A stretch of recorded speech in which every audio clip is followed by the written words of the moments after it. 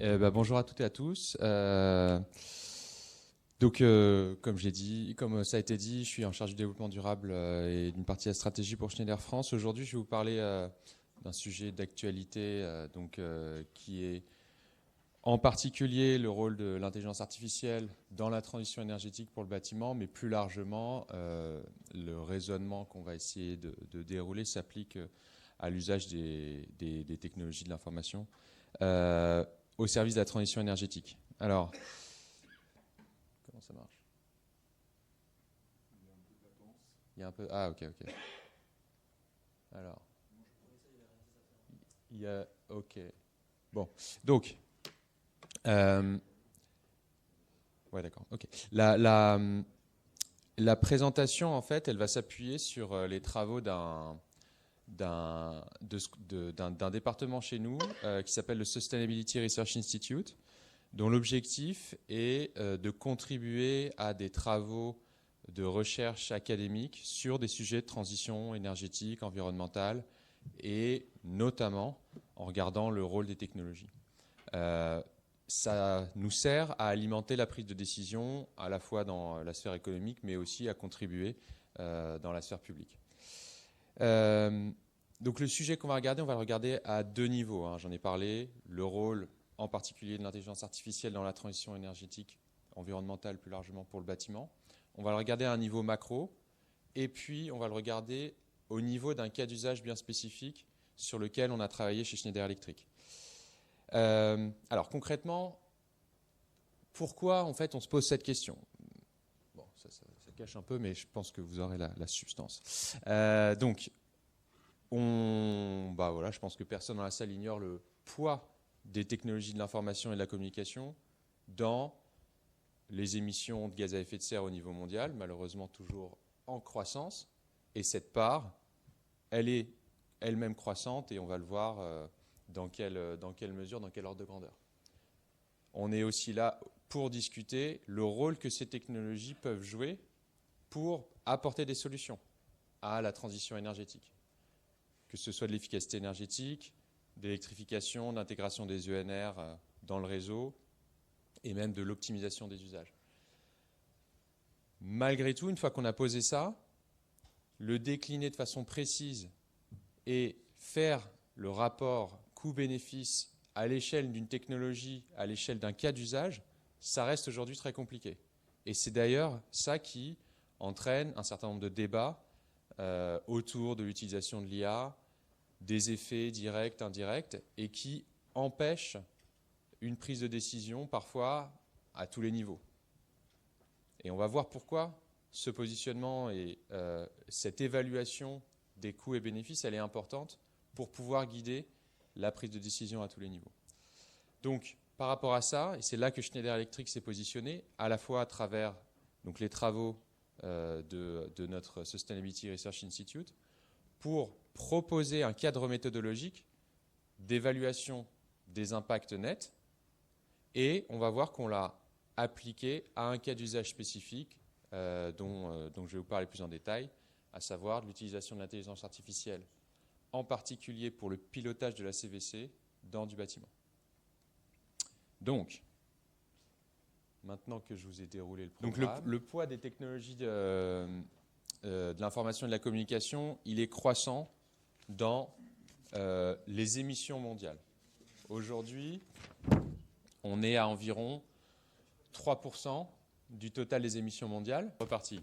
Donc, 3,2% du total des émissions mondiales actuellement, émissions qui sont malheureusement toujours en croissance, et à la fois un volume d'émissions du secteur croissant en valeur absolue et relativement, on le voit par rapport, j'ai oublié de passer avec tout ça, par rapport à la trajectoire d'émissions qu'on devrait suivre, on constate que le poids des technologies de l'information et de la communication va aller croissant parce que c'est a priori pas un poste sur lequel on va réduire les émissions. Point important, on est sur des projections et on a énormément de divergences et de difficultés à évaluer ce poids et à faire des scénarios. Alors ces émissions, elles sont liées essentiellement à la consommation d'énergie des réseaux et en particulier des data centers. Alors ce slide, il est d'actualité à la fois et plus d'actualité. Ce matin, l'IEA a publié une nouvelle étude sur la projection. Il y a un micro ouvert. Sur la projection, décidément. Donc, une nouvelle étude sortie ce matin sur la projection des consommations d'énergie des data centers à l'horizon 2030. On voit que là, donc si on prolonge un peu, si on tire un peu le trait, donc on est plutôt sur le base case avec une projection à presque 1000 TWh par an en 2030. Donc c'est un doublement de cette consommation d'énergie.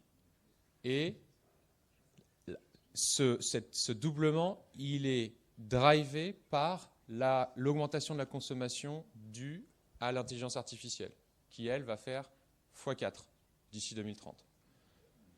Donc il y a un vrai sujet derrière qui se pose de se dire, OK, qu'est-ce que ça va alimenter comme cas d'usage? Est-ce que cette dynamique, elle peut être également au service de la transition énergétique? Parce que quoi qu'il arrive, elle va devoir être contrôlée, encadrée, à la fois pour des questions, on l'a vu, de maîtrise de nos émissions de gaz à effet de serre, mais aussi pour des questions beaucoup plus pratiques de capacité des infrastructures énergétiques à accompagner cette croissance. Et ça fait partie des facteurs limitants. Donc, on l'a vu, hein, malgré tout ça, on est convaincu, ces technologies peuvent jouer un rôle dans la transition. Mais elles peuvent dans certaines conditions. Donc, en haut, vous voyez finalement la position du GIEC sur le sujet qui pose un certain nombre de conditions et un cadre pour s'assurer que ces technologies ont un effet effectivement positif dans la transition. C'est la compréhension nécessaire des effets directs et indirects, sachant qu'aujourd'hui, on n'y est pas encore, et c'est la nécessité d'encadrer ces technologies. Et puis on voit que la problématique, elle n'est pas nouvelle, hein. La citation qu'on voit en bas, ça date de 1996, c'est un groupe de travail de l'ONU qui précise que la course en avant technologique, enfin les technologies en elles-mêmes ne garantissent pas en fait une contribution positive pour résoudre les enjeux, en l'occurrence là, du changement climatique, de la transition énergétique. Et notamment, ça nécessite qu'on évalue en particulier, j'ai parlé des effets directs et indirects, mais aussi les effets rebonds. On le voit sur d'autres cas de figure comme la productivité, l'amélioration de la performance en termes de véhicules, qui ne s'est pas traduite par une réduction de la consommation, mais une augmentation des usages. Et donc, in fine, ce qu'on cherche, à savoir une diminution en valeur absolue des émissions, ne s'est pas produit. Donc, effet rebond typique. Alors, maintenant, par rapport à ça, on l'a vu, comment on essaye de se positionner par rapport à cette évaluation du rapport coût-bénéfice. À un niveau macro, on l'a dit, on a beaucoup de divergences déjà sur les projections, ce qui n'aide pas forcément les pouvoirs publics et les décideurs à tout niveau à se positionner sur le sujet. On y travaille, nous, à travers notre Research Institute, mais voilà, on voit qu'on a quand même une très forte variabilité dans les scénarios de consommation et d'évolution de ces consommations, même si l'IEA vient de préciser les choses aujourd'hui. Ce qui est important, et ça va être ce dont on va parler aujourd'hui, c'est au niveau micro, on a un manque d'approche exhaustive pour évaluer des cas d'usage et leur pertinence par rapport aux objectifs qu'on se dit. Alors, il y a une étude de l'ADEME assez récente sur l'évaluation environnementale des effets directs et indirects du numérique sur un certain nombre de cas d'usage qui date de novembre 2024, qui revoit 30 cas d'usage, donc 4 sur le bâtiment. On a de la supervision de l'eau chaude sanitaire via de la GTB, on a du gestion de chauffage avec des thermostats connectés, on a même du Airbnb, donc là c'est plus de l'optimisation des usages, et on a des solutions de BIM. Malheureusement, à date, aucune de ces solutions, de ces cas d'usage n'a pu faire l'objet d'une évaluation d'impact net par manque de données en particulier des données de mesure réelle. Parce qu'en fait, si on veut faire les choses proprement, il faut avoir accès à des données de mesure réelle. Or, quand on va regarder un certain nombre de ces cas d'usage, on est sur des données souvent privées, non propriétaires, avec des questions de partage, de confidentialité, qui font que la capacité à réaliser ces analyses est limitée. Donc, par rapport à ce constat, Schneider Electric, à travers notre Sustainability Research Institute, on s'est positionné sur, premièrement, une méthodologie pour évaluer les impacts nets. Donc, je vais vous la faire de façon plutôt synthétique, mais l'idée derrière tout ça, c'est de regarder, bien sûr, la somme des effets directs. Donc, quand on parle des effets directs, ici, on va parler du poids, du contenu, de l'impact environnemental des technologies mises en œuvre. IoT, réseau, etc. On va parler de leur poids, des impacts environnementaux lors de leur phase d'usage, consommation d'énergie, etc. Et puis en fin de vie. Donc là, c'est relativement simple. Ensuite, on va regarder de l'autre côté les bénéfices en matière d'optimisation. Et puis ensuite, on va commencer à regarder des effets indirects. On a parlé des effets rebonds, des effets de substitution. Et puis, si pertinent, des effets induits, c'est-à-dire au-delà des bornes de la technologie, du comportement des utilisateurs, mais au niveau du système. Dans le cas d'usage dont on va parler, on n'a pas eu forcément la nécessité d'aller jusque-là parce qu'il est assez limité, mais ce cadre méthodologique, il nous permet vraiment de regarder l'ensemble des impacts pour pouvoir en tirer, in fine, la somme des effets positifs et négatifs et constater si on a un impact net, positif ou pas, pour l'environnement en particulier. Donc, on va arrêter le suspense et on va regarder comment ça se matérialise sur le cas d'usage qu'on a étudié chez Schneider. Alors, déjà, c'est important d'avoir en tête, parce qu'on en a parlé, notamment en prenant l'exemple de l'étude ADEME, c'est important d'avoir un cas qui permette de réaliser ce type d'analyse. Celui-ci le permet, pourquoi? Parce qu'on a déjà 87 bâtiments étudiés à Stockholm sur une période de mise en fonctionnement de la solution de 4 ans qui nous permet d'avoir la base statistique et la quantité de données nécessaires et assez diversifiées pour pouvoir faire des analyses. Ça représente des dépenses annuelles d'énergie de 29 millions d'euros pour ce qu'on a étudié. Donc on est sur quelque chose de significatif et qui nous permet de dérouler nos analyses. Ensuite, on a à la fois des données open source qu'on a pu utiliser là-dessus pour faire nos analyses, mais aussi, et c'est important, j'en ai parlé, l'accès aux mesures réelles de l'ensemble des GTB, tout simplement, des bâtiments en question. On a utilisé notre approche méthodo dont j'ai parlé jusque-là, et ça nous permet aussi, au-delà de ce cas d'usage, d'avoir une base solide pour faire de l'extrapolation, et notamment extrapoler les résultats constatés dans d'autres situations.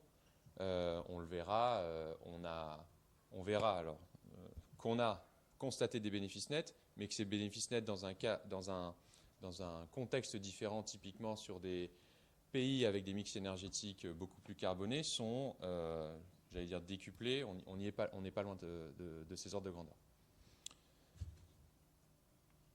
Alors, la solution concrètement, c'est quoi? C'est donc, je l'ai dit, une solution d'intelligence artificielle qui va aider au contrôle de la CVC. Donc, l'objectif, ça va être de réduire les consommations d'énergie tout en maintenant une température intérieure de 20 degrés. Donc, on ne s'est pas amusé à réduire les températures de consigne. La solution, elle se met en œuvre sur l'infrastructure existante. Ça, c'est important de l'avoir en tête.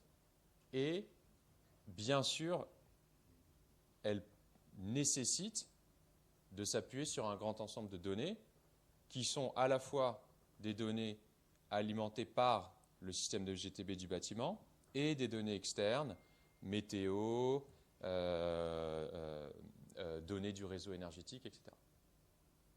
Ce qu'elle va faire, tout simplement, c'est analyser ces données, les projeter dans un genre de digital twin pour définir des ajustements des points de consigne qui peuvent entraîner, qui sont ensuite repoussés vers le système de GTB à une maille temporelle de 15 minutes. Donc, comme je l'ai dit, la solution, elle est mise en œuvre en 2018. À l'origine, on a un ROI inférieur à 3 ans. Elle s'intègre au système de GTB existant et elle ajuste les points de consigne toutes les 15 minutes avec des données historiques et des données de prévision. Alors, donc, qu'est-ce qu'on constate? On constate déjà qu'on a au total un bénéfice net en termes d'émissions évitées de 250 tonnes de CO2. Alors, ça ne va pas forcément parler à tout le monde, mais globalement, si on regarde ce petit tableau qu'on ne peut pas forcément bien voir, on a... Voilà, maintenant on peut bien le voir. Il suffisait de décrocher le truc. Donc, des effets directs. Quand on regarde les effets directs, on va regarder donc le poids du système d'intelligence artificielle. On en a parlé, c'est la donnée, le fonctionnement, la puissance de calcul, etc. On va avoir le poids de l'IoT. Dans le poids de l'IoT, il y a un certain impact. On a constaté qu'il y a une obsolescence un peu accrue sur toute la partie contrôleur. Et on va regarder le poids des réseaux. On a aussi forcément un transfert de données plus important que lorsqu'on n'a pas cette solution en place.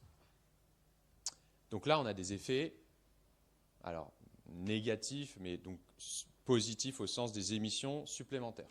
En revanche, quand on va regarder l'effet principal indirect qui est l'effet recherché, à savoir la réduction des consommations d'électricité et de chauffage, on voit que ça compense largement les effets négatifs engendrés par la mise en place de la technologie, avec ce petit point sur l'obsolescence dont j'ai parlé.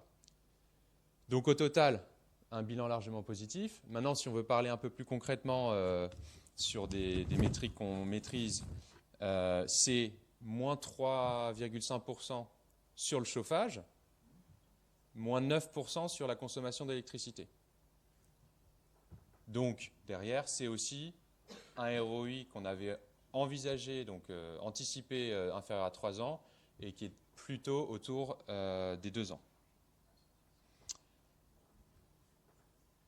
Maintenant, donc, le constat, c'est qu'on a pu appliquer cette méthode sur un cas d'usage qui le permet parce qu'on l'a vu, les conditions d'accès à de la donnée, les conditions de durée du projet, d'échelle sont là et permettent de réaliser des analyses.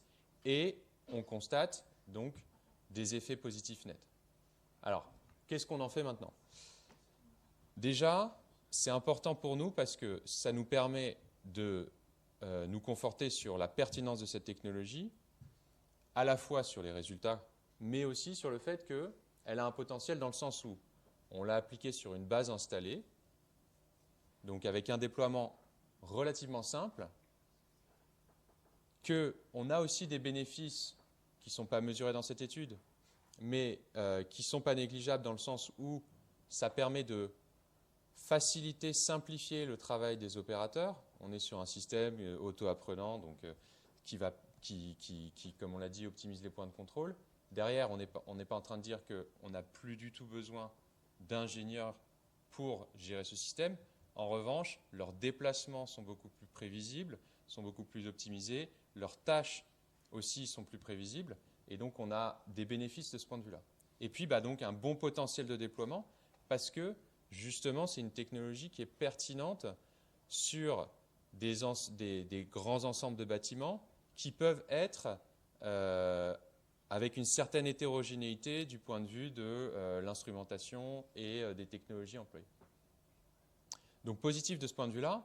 Maintenant sur l'approche méthodologique, on l'a vu, on considère que la méthode fait ses preuves.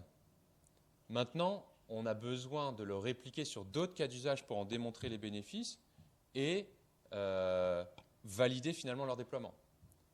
Cette méthodologie, elle est open source, même si je ne vais pas forcément dire qu'elle est facile d'accès, ça reste un travail académique. En revanche, on se positionne maintenant sur des partenariats pour encourager le déploiement de cette méthode à d'autres cas d'usage et, comme j'ai dit, faire avancer la prise de décision. Donc voilà, je pense que on voulait avec cette présentation à la fois être dans du concret et essayer d'illustrer un cas de mise en œuvre de technologie d'IA sur du bâtiment et à la fois faire cette prise de recul parce que voilà, on voit que les impacts de ce secteur sont importants, que ça nécessiterait du contrôle pour encadrer ces impacts, les maîtriser, et que on a tous intérêt ici à être en mesure de démontrer les impacts positifs de nos technologies pour éviter justement que finalement nos solutions soient jetées avec l'eau du bain parce que on ne peut pas nier les impacts notamment de l'usage récréatif de ces technologies d'IA qui aujourd'hui sont fortement contributeurs aux projections qu'on voit dans l'augmentation de la consommation d'énergie et des émissions de gaz à effet de serre et qui devraient peut-être faire l'objet d'un encadrement et d'un contrôle. Merci à vous. Merci beaucoup Gabriel. Bon, alors, vous avez pris beaucoup de recul, tellement de recul que le kakémono, on a fait des frais, mais c'est pas grave. Je pense que c'est un sujet très passionnant pour tout le monde de pouvoir parler de technologie et de frugalité énergétique, de frugalité tout court. Je suppose qu'il doit y avoir des questions, ou en tout cas, je suppose qu'il y en a dans la salle. Donc, je vais peut-être, je ne sais pas s'il y a des. Oui. Okay. Yann. Petite question justement sur les modèles d'IA qui pourraient tourner on-premise en local, du coup dans les bâtiments, sur les serveurs potentiellement de la société directement. Alors, ce qu'il faut, alors j'ai pas la réponse précise là-dessus. Nous, notre technologie, c'est sûr qu'elle tourne sur un échantillon de données limité, enfin en tout cas circonscrit. Maintenant,